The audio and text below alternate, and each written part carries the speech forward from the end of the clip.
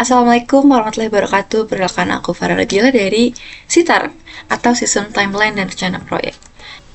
Jadi, kenapa sistem ini dibuat atau apa sih problem statement-nya? Jadi, website pemerintah tuh udah banyak, proyek pemerintah juga banyak banget, tapi apakah website itu bisa dijalankan? Apakah website itu beneran dipakai sama pemerintah untuk transparansi ke masyarakat? Ternyata belum, karena dari website yang aku jadikan inspirasi juga dari Dinas PUPR Bandung itu ada fitur banyak tapi sebenarnya nggak dipakai. Dan dari segi masyarakat juga kita ingin tahu ya gitu ya, bagaimana sistem atau bagaimana pengelolaan uang pajak kita terhadap proyek pembangunan, apakah sesuai atau ternyata ada yang janggal gitu ya. Nah, itu adalah solusi. Jadi dari permasalahan itu solusinya apa sih? Nah, solusinya itu ya dibuat SITARA ini atau Sistem Timeline dan Rencana Proyek. Jadi di aplikasi itu nanti akan ada melihat timeline, lokasi, dan progres juga. Jadi si admin juga bisa input. Harapannya sih admin bisa lebih gampang inputnya karena ini sistemnya tuh segampang itu buat di input gitu. Jadinya mungkin bisa dipakai dalam jangka waktu yang lama dan benar dipakai, nggak cuma sekedar ada. Kita langsung ke demo aplikasinya aja. Jadi pertama-tama masuk kita akan ke bagian publik.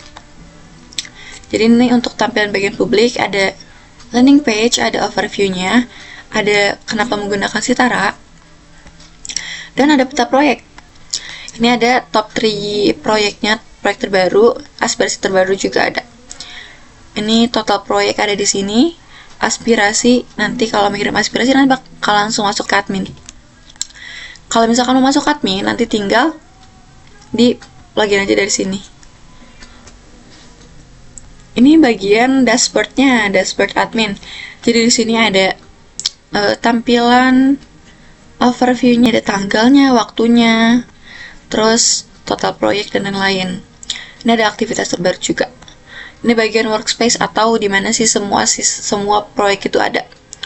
Mulai dari fase perencanaan sampai selesai sesuai card-nya masing-masing.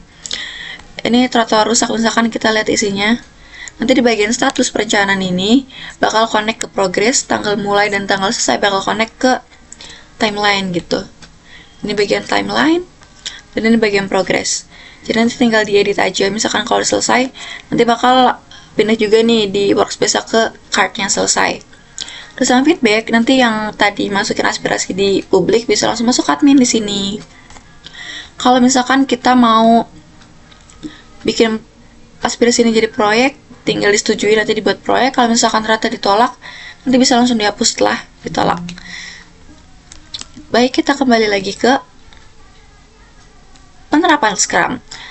Jadi dari 4 print yang ada, itu yang dilaksanakan hampir semuanya, cuma ada 2. Yang pertama yang nggak dilaksanakan itu yang verifikasi email dan password atau di PB2. Dan yang dilaksanakan tapi nggak ada di Scrum ini adalah bagian peta. Ternyata sudah berjalan baik. Jadi dari seluruh deliverable itu berhasil dijalankan hingga ke tahap project closure. Terus website yang awal direncanakan hanya berupa prototipe berhasil dikembangkan menjadi aplikasi yang dapat digunakan. Hasil proyek melebihi target awal yang telah direncanakan pada project charter dan Scrum. Hal yang perlu diperbaiki, meskipun banyak yang udah berhasil, tapi tetap ada yang perlu diperbaiki. Yang pertama, pemahaman terhadap dokumen SRS dan Scrum masih kurang. Jadi intinya yang saya kerjakan itu ngerjain sistemnya dulu, baru ngeliat nih apakah sesuai sama Scrum atau tidak gitu.